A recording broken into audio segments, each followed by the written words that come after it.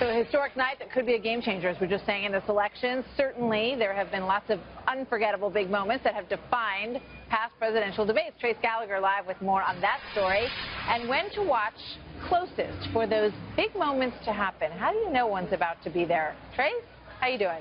Yeah, Martha, I'm doing well, thank you. Experts say the opening minutes of a debate are most important because that's when the audience is paying the most attention and stand to be the most impressionable. There's also something courtroom lawyers call the primacy effect, which is whatever is heard first is best remembered. And these days, the best initial lines will also get the most play on social media.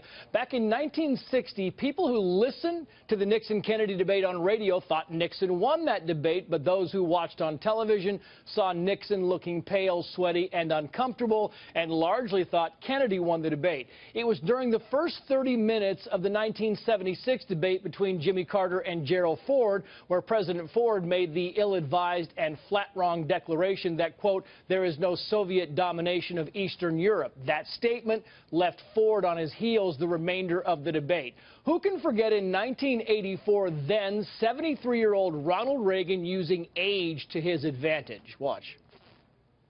I am not going to exploit for political purposes my opponent's youth and inexperience.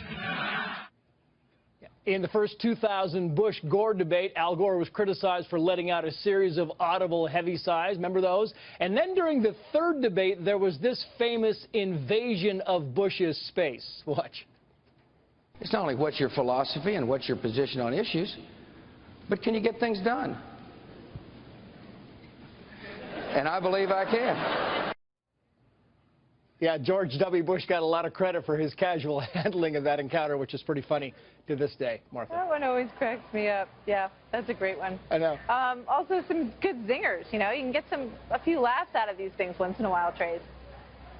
Yeah, and maybe the most famous of all was during the '88 vice presidential debate between Dan Quayle and Lloyd Benson after Quayle compared his congressional record to one John F. Kennedy's. Watch. Senator, I served with Jack Kennedy. I knew Jack Kennedy. Jack Kennedy was a friend of mine. Senator, you're no Jack Kennedy.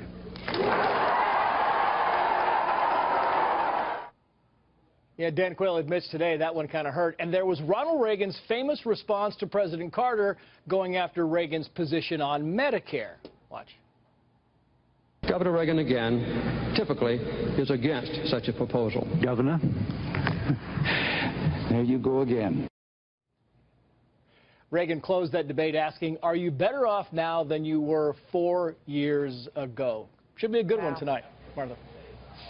Yeah, boy, Lloyd Benson really landed that one in a big way. Yeah. Thank you very much. Fun to look back at those, and we'll see if there's any history-making moments tonight.